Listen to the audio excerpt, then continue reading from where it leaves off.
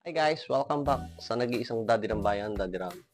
Sa mga nagtatanong kung anong gagawin ko ngayong araw na ito, siyempre, rest day ko, magme-maintain ako ng aking swimming pool, lilinisan ko. Kasi sa mga nagtatanong kung gaano kalaki itong swimming pool na ito ay 3 by 2, 3 meter by 2 meters. So, ang water capacity nito is 1,000 gallon.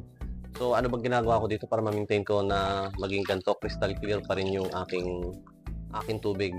Kasi kung nagbabala kayong ganito, mag-alagay ng swimming pool, itong foldable swimming pool, Intex, sa inyong bahay, mura lang naman ang maintenance nito, hindi naman gano'n kamahal kasi ang kailangan mo lang naman is, siyempre ito, itong swimming pool na 'to, filter, yung filter pump, kailangan 'yun kasi para masala yung tubig. Tapos siyempre, ang lalong-lalo na 'pag bago yung tubig mo, kailangan mo ng chlorine, tapos yung algae-free na chemical din, yung kulay blue. Kasi kailangan yun para naman talaga maging crystal clear ito.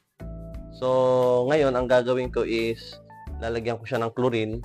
Kasi for everyday maintenance na naman na to. So, everyday nilalagyan to ng chlorine para, siyempre, hindi mamuo yung mga algae, maging algae-free pa rin siya.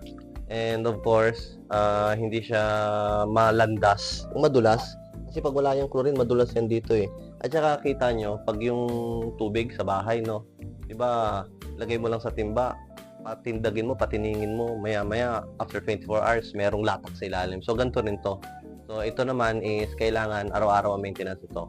Ang gagawin ko ngayon is, maglalagay ako ng chlorine. Dito, pakita ko sa inyo. Ito siya. So, maglalagay ako ng chlorine. Kumuha lang ako ng tubig. Pwede naman kumuha din kayo ng tubig dito sa swimming pool, pero kumuha na lang ako ng bagong tubig. Maglagay ako dito tubig dito sa pail. Then, kuha lang ako ng, dito kasi sa 1,000 gallons na tubig, kailangan mo 15 grams na chlorine. 15 grams for every 1,000 gallons. So, nabili ko lang to sa Shopee. Madali lang kay Tito Sai. So, mabilis naman yung delivery niya. Tapos, syempre, yung 15 ml kasi, hindi na natin, 15 ml kasi, 15 grams yan, parehas lang yan. So, saan natin? Maglagay tayo. Ganun lang naman ginagawa ko, nami-maintain ko naman yung swimming pool ko. Dagdagan natin kaunti. O, yan. So, yun lang yun. So, ang gagawin ko, syempre, tutunawin ko muna siya. Then, i-steer. Kailangan natin i-steer, no? Steer natin siya. O, after yung tunawin, siyempre, ibubuhos yung swimming pool. Dapat, hindi lang sa isang parte lang. Paikutan nyo na ng buhos para malalagyan lahat.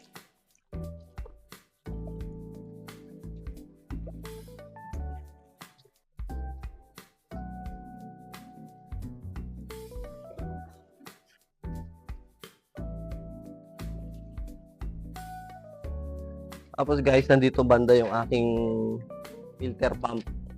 So, nalinis ko na siya kanina. Dapat araw-araw nililinis din yung filter niya. So, next video, ipapakita ko sa inyo kung paano ko nilinis yung filter ko. Pero ngayon kasi, nalagyan ko na rin ng chlorine yung swimming pool. Bubuhayin ko na yung filter pump ko para ma-filter yung tubig. So, ayan guys, no, makikita nyo, nabuksan ko na yung filter ko. Malakas yung pump. Kasi, ano to eh, na-order ko lang din to sa Shopee, pero doon din kay Tito Sai. Kung gusto nyo malaman kung saan ko na-order tong filter pump na to, pwede nyo naman ako i-PM o ilagay ko na lang sa comment section. So, malakas siya, ganyan. Ibig sabihin, hindi fake yung filter na nabili natin. Yung iba kasi fake na bibili natin or yung filter na nabili nyo is hindi pang 1,000 gallon. Meron kasi nakalagay doon na 600 lang, pang 600 na gallon. Baka yun ang nabibili. So, itong akin, 1,000 gallon, 99 watts. So, dito yung buga niya, dun yung pansip-sip niya banda. Ayun, nandun. Meron din siyang strainer. Tapos, syempre, pag ginaganyan ko kasi yan, sinasabayan ko na nito. Kinukuskus ko na yung mga gilid-gilid para sure ako na walang dumi. Yung gilid-gilid dito. Kasi, di ba, dyan napunta yung mga, dito napunta yung mga dumi-dumi. Sa gilid, nagkakaroon ng parang, ang tawag doon, yung guhit. Kasi nga, yun nandun yung dumi eh. So, ako, nililinisin ko yan. para mawala yung dumi-dumi dyan sa gilid.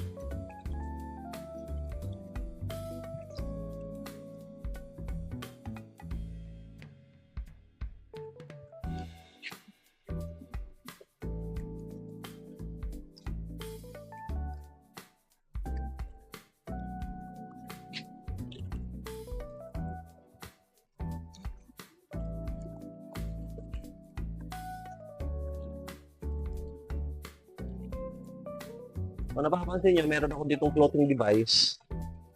Pakita ko sa inyo kung ano nasa laman. May laman to. Hindi lang to basta laruan dito. So may purpose to, itong floating device na to. Pakita ko sa inyo kung ano nasa loob.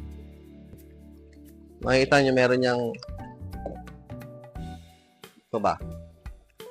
So, di ba? Chlorine din to, yung chlorine bar.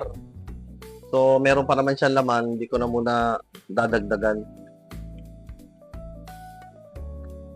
Isa lang yung in-order ko, kaso dalawa yung napindot ko dun sa quantity, kaya dalawa dumating. Kaya, ginagawa ko, hindi ko binubuo dito sa isa. Dalawa pa rin siya, di ba? Eh, meron pa siya eh, meron pa. So, hindi ko muna siya dadagdagan. Kanya na muna siya. Meron din akong nabili sa Shopee na vacuum. So, meron din siyang brush dito. So, brush, oh. Nakikita nyo. Yan, brush, di ba? Tapos may gulong. Ayan, gulong. So, ang nangyari kasi, nilalagay kasi dito ng ano to eh, yung hose ng tubig. Yung galing sa tubig. Eh, ayaw ko nang, pag kasi dito nilagay yung sa tubig, ay madadagdagan pa yung madadagdagan yung tubig ko. Kaya ang gagawin ko dito, bibili na lang ako ng yung kasya dito. Tapos, hose, flexible hose. Tapos, ikukunik ko yung hose doon. Dito, oh. Dito, guys. Dito. Dito, yung sumisip-sip sa filter. Para, ang mangyayari, ito na rin yung magiging vacuum ko. Malakas siya. Kasi ito, connecta doon sa filter na nabili ko yung filter pump, o di ba? So may vacuum na rin tayo. So sasalain nung ating kumbaga parang DIY vacuum na nga to eh. Kasi yung ibang vacuum kasi meron sariling may sarili siyang yung may tawag doon eh. Yung sunsun ba tawag doon? Eh ito ang gagawin ko, ganun na lang.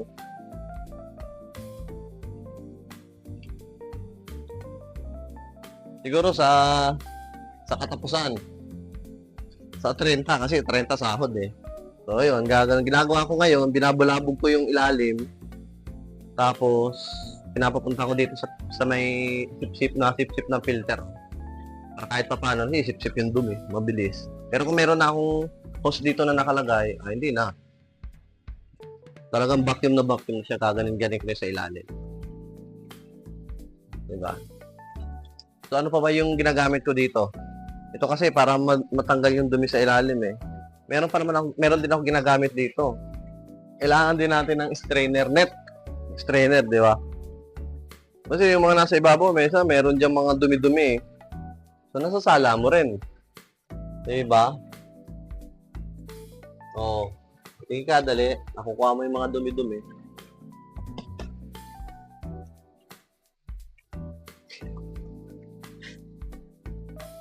Diba? So, pag nilagyan nyo na yun ng chlorine, dapat mga 2 hours mo siyang i-filter bago nyo liguan.